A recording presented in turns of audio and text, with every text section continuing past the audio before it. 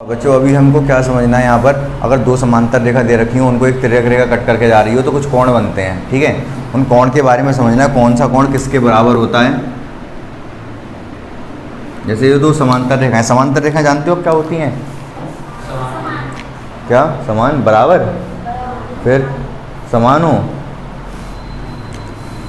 अब ये समांतर रेखा नहीं है क्या? जो आगे मिलती ना हो एक दूसरे से। तो नाम क्या है इनका? समांतर। इसका संधि विच्छेद करोगे तो क्या निकल के आएगा? समान प्लस अंतर। तो अंतर क्या होता है यहाँ पर? समान होता है। यहाँ पर भी जितना अंतर है वही अंतर यहाँ होगा, वही अंतर यहाँ होगा, वही अंतर यहाँ होगा।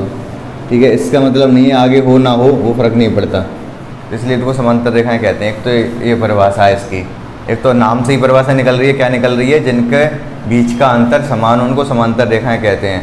दूसरी परिभाषा ये है, जो वे दो रेखाएं जो कभी भी एक दूसरे को कट ना करें, काटे ना, उनको समांतर रेखाएं कहते हैं। या फिर तीसरी परिभाषा एक और है, वे दो रेखाएं जो अनंत पे काटें उनको समांतर रेखाएं कहते हैं। अनंत को छोटा ही नहीं है, इसका मतलब काटेंगे ही नहीं। जैसे वो कह देते हैं ना, जैसे कभी कभी मजाक में आप कह देते होगे कि जैसे मान लो अभी कौन सा महीना चल रहा है? अक्टूबर का चल रहा है। ये तो खैर 31 का ही होता है, 31 को होता है। हाँ चलो ठीक है। मान लो अभी कोई कहेगा तू कब आएगा? मैं 32 तारीख को आऊँगा। ना 32 तारीख आएगी ना वो जाएगा। इसी तरीके से यहाँ पर भी ऐसी बेवकूफ़ बना देते हैं कि वे रेखाएं जो अनंत पे काटती हैं उनको समांतर रेखाएं कहते हैं। ना अनंत कभी आएगा ना ये काटेंगी। ठीक है, तो समांतर रेखा समझ गए आप। एक तिर्यक रेखा ले ली मैंने यहाँ पर, ये कैसी हो गई? तिर्यक रेखा। ठीक है, अब यहाँ पे कुछ कोण बनेंगे, उन कोण के बारे में हमको चर्चा करनी है। मैं नामकरण कर दे रहा हूँ। ये कोण 1 है, ये 2 है, ये 3 है, ये 4 है, ये 5 है, ये 6 है, ये 7 है, ये 8 है। बोलो यहाँ तक क्लियर है? 8 कोण मैंने ले लिए। कौन से कोण कैसे होंगे मैं बताता हूँ अभी। सबसे पहले हम बात करते हैं संगत कोण की।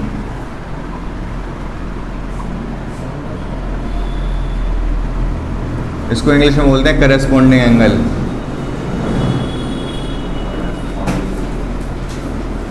करेस्पॉन्डिंग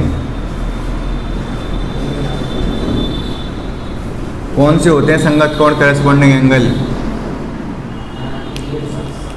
हाँ, 3 और नहीं। देखो संगत कोण का मतलब क्या है, करेस्पॉन्डिंग का मतलब क्या है? करेस्पॉन्डिंग वर्ड कभी आपने यूज़ किया है अपनी आम बोलचाल की भाषा में? नहीं किया होगा, नहीं कभी देखा होगा। तो आप लोगों को यूपी बोर्ड वाले अच्छे, तो आप लोगों की इंग्लिश है बहुत ज़्यादा अच्छी, कोई बात नहीं। करेस्पॉन्डिंग का मतलब भी बताऊंगा मैं, संगत का मतलब भी बताऊंगा, आप कभी भूलोगे नहीं। करेस्पॉन्डिंग एंगल, संगत कोण क्या होते हैं। ये इसको देख रहा था, निकल जाए पहले ये पे करके। तो क्या होते हैं, बहुत ध्यान से सुनना मेरी बात को। करेस्पॉन्डिंग का मतलब क्या होता है? जैसे मैं ये कहूँ, मैं कैसे समझाऊँ आपको।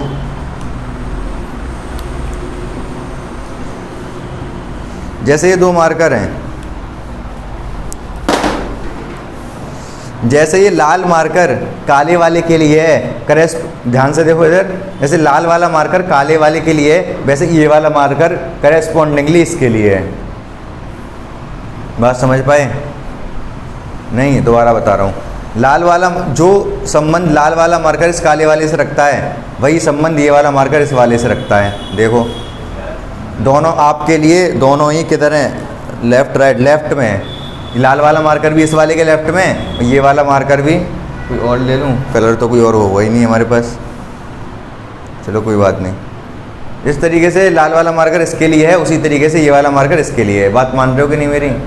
मैं कह सकता हूँ जो रिलेशन ये लाल वाला मार्कर इस काले से रख रहा है, करेस्पॉन्डिंगली ये वाला मार्कर इस वाले मार्कर से रख रहा है। बात समझ गई मेरी? ठीक है, संगत का मतलब समझे आप। इसी तरीके यही करेस्पॉन्डिंग का मतलब संगत होता है। जैसे जो रिलेशन लाल वाला इससे रख रहा है, वही उसी संगत में ये वाला रिलेशन इस वाले से रख रहा है। अब बहुत ध्यान से सुनना मेरी बात को। संगत कोण का मतलब क्या होता है?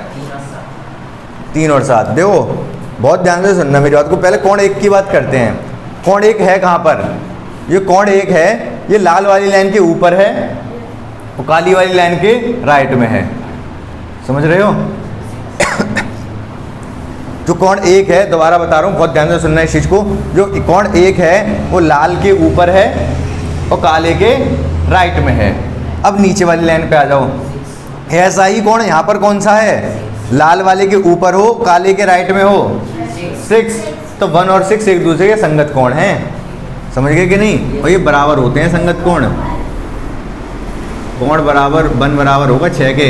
इसी तरीके से कोण 3 किसके बराबर होगा? 7 के। कोण 2 किसके बराबर होगा? और कोण 4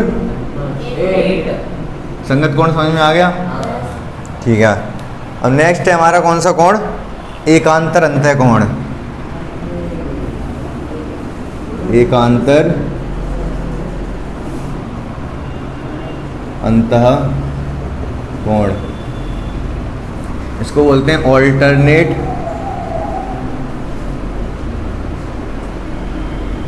इंटीरियर एंगल। एंगल मतलब कोण होता है, इंटीरियर मतलब अंदर वाला, अंतः अंदर वाला, ऑल्टरनेट का मतलब होता है एकांतर। ठीक है? तो क्या होते हैं एकांतर अंतः कोण? मैं देख, 2 होते हैं एकांतर अंतः कोण, एकांतर बाह्य कोण। मैं दोनों ही लिख दे रहा हूँ। एकांतर बाह्य, कैसे लिखेंगे बाह्य? देख लेना बाह्य कैसे लिखा जाता है। बाह्य कोण, इसको क्या बोलते हैं? Alternate exterior angle. एक्सटीरियर मतलब बाह्य, कोण मतलब एंगल, एकांतर मतलब वही ऑल्टरनेट। तो यहाँ पर क्या होगा, इसमें क्या होता है? एकांतर मतलब अंतः मतलब अंदर वाले, अंदर वाले अंतः कोण कौन कौन से हैं इसमें? 3, 4, 5, 6 अंतः कोण है ये सारे। 3, 4, 5, 6 अंतः कोण है। बाह्य कोण कौन से हैं? 1, 2, 7, 8 बाह्य कोण है। ये तो बात समझ आ रही होगी, कोई दिक्कत ही नहीं है। ठीक है। एक आंतर मतलब एकांत ऑल्टरनेट। ऑल्टरनेट का मतलब समझते हो आप? ऑल्टरनेट का क्या मतलब होता है? 1, 2, 3, 4, 5, 6, 2 और 3 ऑल्टरनेट नहीं है, ये कॉन्जिक्यूटिव हैं। क्या हैं? कॉन्जिक्यूटिव। इनको बोलते हैं हिंदी में क्रमागत। हाँ, क्रम से हैं 2 और 3। ठीक है। और अगर मैं बात करूं 2 की और 4 की, ये क्या हैं? ऑल्टरनेट।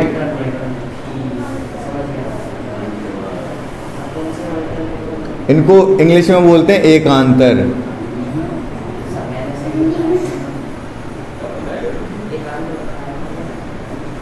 समझ पाए आप? कंजुगेटिव क्रमागत और एकांतर ऑल्टरनेट क्या होता है, याद रहेगा हमेशा।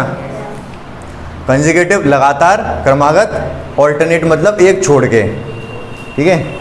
आसान है ये, इनको यूज़ करना भी सीखो, ऑल्टरनेट को वगैरह को।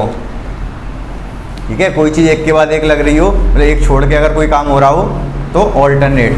मतलब जैसे कुछ बच्चे ऐसे होते हैं स्कूल में, वो ऑल्टरनेट डेज क्लास आते हैं, मतलब कि आज आए और फिर कल नहीं आएंगे, परसों आएंगे। हमारा एक पड़ोसी था, वो ऑल्टरनेट डेज क्लास जाता था। आज अगर चला गया तो कल नहीं जाएगा, फिर परसों जाएगा। तो एकांतर अंतः कोण बराबर होते हैं कौन कौन से? एकांतर ऑल्टरनेट मतलब एक छोड़ के। ये 4 है, 4 को इधर एक छोड़ दिया, 6।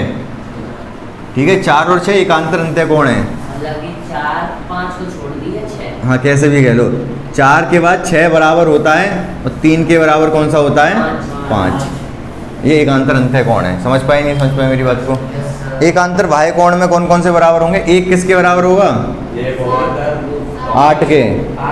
बाह्य बाह्य हैं ये दोनों, 2 बराबर होगा 7 के। बात समझ में आ गई अच्छे से? यहाँ तक क्लियर है? कौन सारे जगह हमारे पास बची नहीं है, कुछ मिटाना पड़ेगा हमको। अभी देखो नेक्स्ट टाइप के जो कोण है क्रमागत अंतः कोण, इंग्लिश में कंसेक्यूटिव, क्रमागत को मैंने पहले बता दिया कंसेक्यूटिव बोलते हैं, कंसेक्यूटिव इंटीरियर एंगल, इसी को शॉर्ट में को इंटीरियर एंगल। हिंदी में एक चीज़ को इसको सह अंतः कोण भी बोल देते हैं। क्या बोल देते हैं? सह अंतः कोण। क्या लग रहा है आपको? अंतः मतलब अंदर वाले, क्रमागत मतलब कौन कौन से होंगे? बोलो जल्दी बताओ ना, कौन से होंगे? 4 और 5, बिल्कुल सही बताया उन्होंने, 4 और 5। क्या ये दोनों बराबर हैं? 4 बराबर है 5 के? नहीं। बहुत ध्यान से देखना, अब तक जो हमने बराबर कोण रखे वो बराबर एक्चुअल में थे, जो दिखने में भी लग रहे थे। दिखने से ही पता कर सकते हो वैसे तो आप। इसमें 2 ही टाइप के कोण हैं, एक न्यून कोण है, एक अधिक कोण है। सारे न्यून कोण एक दूसरे के बराबर हैं, सारे अधिक कोण एक दूसरे के बराबर हैं। आप मुझे बताओ ये 6 न्यून कोण है अधिक कोण है?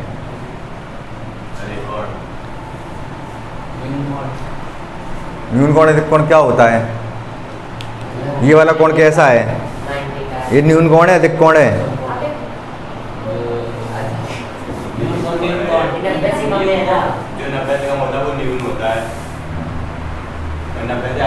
ये कितना है?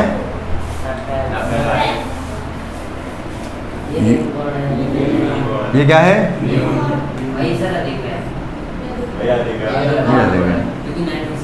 क्योंकि 90 से ज़्यादा है। समझ गए कि नहीं समझ गए? तो अब बताओ इसमें 6 न्यून कोण है अधिक कोण है? अरे न्यून है यार, अभी तो आपने बताया ये बात। 5 अधिक कोण है न्यून कोण है? 5 देखो 90 से ज़्यादा जा रहा है। 5 अधिक कोण है, 6 न्यून कोण है, 8। अरे यार तुम्हारी देखने की क्षमता सही नहीं है। 8 न्यून कोण है, 7 है अधिक कोण। देखो ये सीधी रेखा होती तब 90 होता, ये इधर चला गया, मतलब 7 बड़ा हो गया 8 छोटा हो गया। पता नहीं कैसे देख रहे हो आप। 1 न्यून कोण है अधिक कोण है? 2 3 न्यून नून कर दूंगा तुम्हारा, न्यून। अरे भाई ये देखो ना तुम कैसे देख रहे हो। मैं दोबारा से बनाता हूँ इनको, मुझे ये ध्यान रखना मैंने कैसे कोण लिए थे। 1 2 फिर यहाँ 3 लिया, 4 5 6 7 8।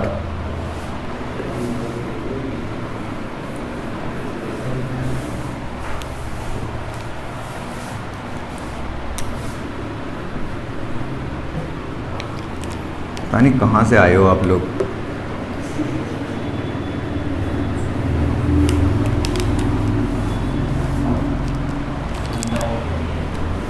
ये 1 लिया था ना मैंने, ये 2, ये 3, ये 4 5 6 7 8। चल रही है ना ये वीडियो? तो अब बताओ मुझे जल्दी से, 5 न्यून है अधिक? अब कोई नून कह देता है ना तो न्यून निकाल देता मैं उसका। 5 अधिक कोण है? 4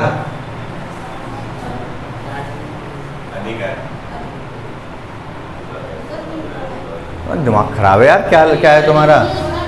मैं इसको अलग से बना रहा हूँ। ये लाल वाली लाइन यूँ गई है, यूँ करके आई है, ये ऐसी तो आई है, ये अंदर गई है ये, तो 4 ये है 4। तो फिर तो देख कैसे रहे हो आप? कैसे देख रहे हो? ऐसे आगे वाली लाइन है ना ये वाली? हाँ ये वाली ऐसे देख रहे हैं। मतलब कैसे देख रहे हो, निकल के बताओ। ऐसे देख रहे हैं, ऐसे 4 को? हाँ सर ऐसे देख रहे हैं, ऐसे देखिए यूं करके यूं। हाँ, ऐसे। अरे ये तो 3 है ना, जैसे देख रहे हो तुम, जैसे देख रहे हो वो तो 3 को देख रहे हो तुम। ये करो यूं करके यूं देख रहे हो, ये तो 3 है। 4 तो यूं करके यूं है। समझ रहे हो कि नहीं वेद प्रकाश? तो ये 6 वाले को कैसे देखोगे? यूं देखोगे, ये न्यून है। 2 7 बताओ, तुम बताओ पंकज दिवाकर। हाँ तुम 3 बताओ। अधिक कौन है? बिल्कुल सही बताया है इन्होंने। अब मुझे बताओ 5 आप बताओ अधिक कोण। आप बताओ अब 6 बताओ आप। ऐसा न्यून। न्यून ठीक है, अब क्लियर है ना नून और अधिक में। तो मैं क्या बता रहा हूँ, जितने भी इसमें न्यून कोण हैं वो एक आपस में बराबर हैं और जितने अधिक कोण हैं वो आपस में बराबर हैं। जैसे मान लो मैं अलग से ये बना लूँ इसको,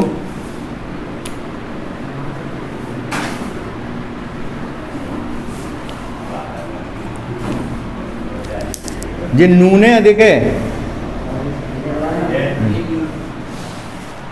नून बोलो।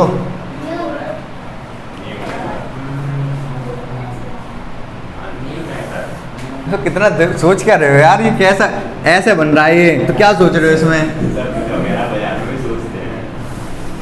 तो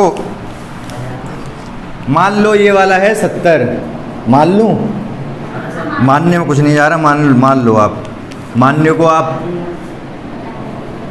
क्या मानने को आप आलिया भट्ट को अपना मान लो, तो वो क्या मना कर देगी, माना ही तो है केवल। ये 70 है तो ये कितना होगा 110 है, ठीक है। अब मुझे बताओ कोई न्यून, ये नून है अधिक है,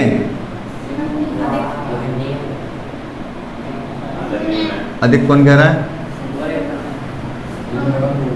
ये न्यून है तो 70 होगा, सोचो मत। ये न्यून है अधिक है 70 होगा, ये वाला अधिक है 110 होगा, ये अधिक है 110 होगा। वैसे भी शीर्षा विमुख है इसका, ये इसका शीर्षा विमुख है 70, ये 70 है, ये 110 होगा। तो इस पूरे में अगर दो समांतर रेखाएं तिरक रेखा है तो दो ही कोण होंगे, मतलब यहाँ पर तो 70 110 70 110 इस तरीके से चल रहे हैं। बात समझ गए आप मेरी, बोलो मज़ा आ रहा है कि नहीं, किसको आ रहा है सच में, हाँ। अब देखो ध्यान से मेरी बात को समझो आप, ये 4 और 5 है, क्या 4 और 5 बराबर हैं, वो साफ साफ दिख रहा है बराबर नहीं है, बच्चा बता देगा 2 साल का भी। संगत कोण जैसे 1 और 6 बताए थे, क्या ये बराबर लग रहे थे, 1 और 6 बराबर है ना, संगत कोण है, क्या ये बराबर लग भी रहे हैं देखने में आपको, हाँ लग रहे हैं। ये भी न्यून है, ये भी न्यून है, बराबर ही हैं। क्या आपको 4 और 6 बराबर लग रहे हैं, हाँ ये भी 4 भी न्यून है 6 भी न्यून है। क्या 4 और 5 बराबर लग रहे हैं, नहीं, 4 न्यून है 5 अधिक है, तो इन दोनों का योग कितना होगा 180। जो क्रमागत अंतः कोण होते हैं उनका योग 180 होता है। बात आप समझ पाए नहीं समझ पाए, अच्छे से बोलो। इसी तरीके से 3 और 6 का योग भी कितना होगा 180। 3 और 5 तो एकांतर अंत्य कोण हैं, वो तो बराबर होंगे। कैसी बात कर रहे हो आप। तो इसके बाद ये समझ में आ गया आपको यहाँ तक। एक और रह गई, वो तो आप पहले से ही जानते हो, शीर्षाभिमुख। कौन से, क्या मतलब है इसका, इनके शीर्ष कट गए। शीर्षाभिमुख का मतलब शीर्ष हैं विमुख जिनके, उनको कहते हैं शीर्षाभिमुख। किनके शीर्ष विमुख हैं इसमें 5 और 7 के, 5 और 7 के शीर्ष विमुख हैं। 5 कहाँ देख रहा है, 7 कहाँ देख रहा है, 5 देख रहा है यहाँ पर और 7 देख रहा है यहाँ पर। 4 और 1 के, 4 देख रहा है वासने की तरफ और 5 देख रहा है हीरालाल वारासेनी की तरफ, ठीक है। 6 और 8, अब समझदार हो आप। एक और रह गया, वैसे लिखी दो उसको भी, 2 और 3, समझ गए सारे कोण। इसके अलावा कोई कोण नहीं है, इतने कोण अगर आप अच्छे से समझ गए। और पहले अच्छा चलो एक और बता दो, 5 और 6 बराबर होंगे क्या, 5 और 6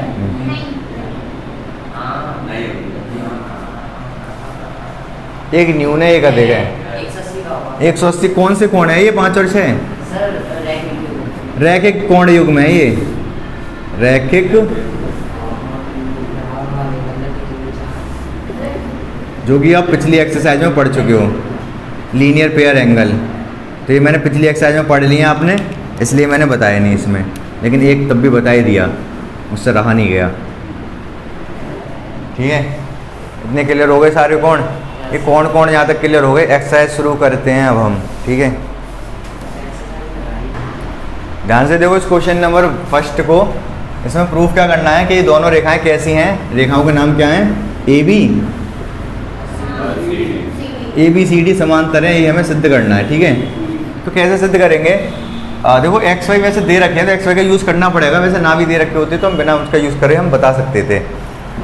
अब बहुत ध्यान से पहले एक बात ये सुनो, आपको ये बात पता है, क्या बात पता है कि अगर ये दो समांतर रेखाएं इनको एक तिर्यक रेखा काट रही है, अगर ये रेखाएं समांतर हैं, अगर ये रेखाएं समांतर हैं, अगर समांतर नहीं है, अगर मान लो ये 50 है तो क्या ये भी 50 होगा? अगर समांतर नहीं है तो, अगर समांतर नहीं है तो ये 50 नहीं होगा। अगर ये दोनों रेखाएं समांतर हैं, अगर ये 50 है तो ये भी 50 ही होगा, अगर समांतर हैं तो। ये बात क्लियर है? अब हमको नहीं पता कि ये दोनों रेखाएं समांतर हैं। ठीक है, हमको नहीं पता कि दोनों रेखाएं समांतर है, लेकिन इतना पता है कि ये कोण 60 का है और ये कोण भी 60 का है। जब एकांतर कोण बराबर हैं तो हम कह सकते हैं कि रेखाएं समांतर हैं। समझ रहे हो आप? उल्टी चीज भी कही जा सकती है। ठीक है, तो यही कंसेप्ट यहाँ यूज होगा। और केवल एकांतर कोण नहीं, संगत कोण में भी कह सकते थे, कोई नहीं। तो x कैसे निकलेगा? इसमें 50 प्लस x बराबर 180। क्या लिखेंगे? लीनियर पेयर ऑफ एंगल, रैखिक कोण योगी। ठीक है, ऐसे लिख दूं हिंदी में, रैखिक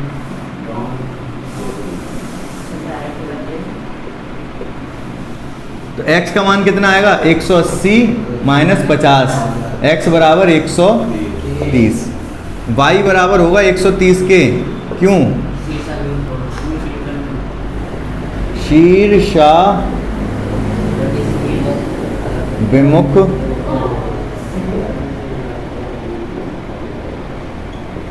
कौन है ये? तो आप बताओगे चूंकि x बराबर है y के, है कि नहीं? दोनों बराबर हैं 130 के। यदि एकांतर अंतः कोण बराबर हैं तब AB समांतर होगी CD के। ये प्रूफ करना था वो। ठीक है, डाउट है कोई? हाँ, क्या दे रखा है इसमें? y ratio z 3:7। पूछा क्या है? x y z। नहीं सर, x का मान ज्ञात कीजिए। x का मान याद कीजिए। अब देखो y और z का 3:7 दे रखा है। अगर ये वाला z है तो ये वाला भी z ही होगा, और y और z रैखिक युग्म बन गए। ठीक है, y z रैखिक युग्म बन गए। पहले तो मैं y को 3a और z को 7a मान ले रहा हूँ। वैसे तो x मानते हैं, लेकिन x क्वेश्चन में दे रखा है तो मानेंगे। ये तो पता होगा ना, बचपन में रेशो वाले क्वेश्चन किए होंगे। 3:7 और 3a 7a। तो y प्लस z बराबर कितना है? 180 रैखिक युग्म, रैखिक युग्म। तो इसको 3a रखोगे, इसको 7a रखोगे, ये 180 आएगा। 10a बराबर 180, a बराबर 180/10, a बराबर कितना आ गया? 18। a बराबर 18 आ गया तो 3 गुणा 18, 18 3 54, 7 गुणा 18, 18 7 कितना आएगा? 90, 90 और 36 126। ठीक है, ये y और z आ गए। ये एकांतर अंत से z और x बराबर होंगे। x बराबर होगा z के, बराबर 126। कौन से कोण है x और z? एकांतर अंत कोण। समझ में आ गया ये? ठीक है, बस कीजिए। और क्या करना था? ये भी पैरेलल सीडी के वो दे रखे हैं पैरेलल, हमें तो x का मान याद करना था, बस x का मान आ गया। तीसरा वाला पढ़ो।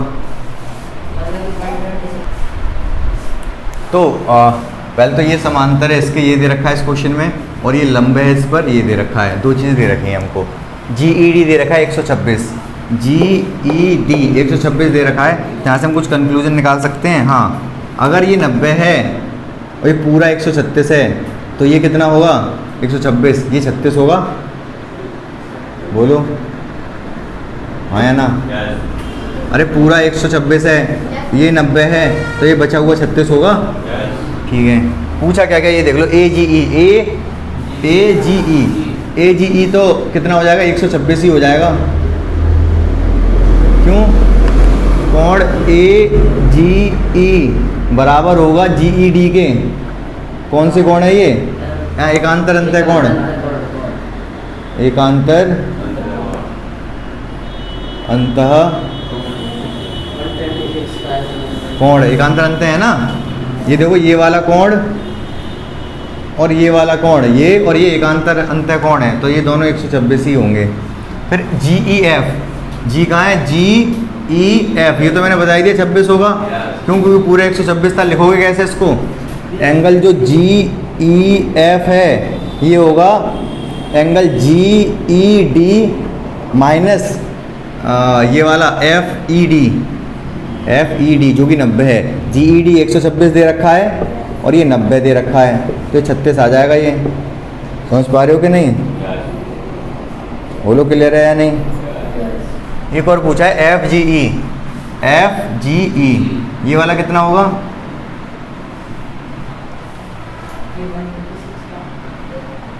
बोलो। एंगल ये जो पूछा है FGE प्लस एंगल AGE कितने होंगे? हाँ हाँ, वही तो कर रहा हूँ। इसका और इसका योग 180 होगा, रैखिक युग्म में है। ठीक है, रैखिक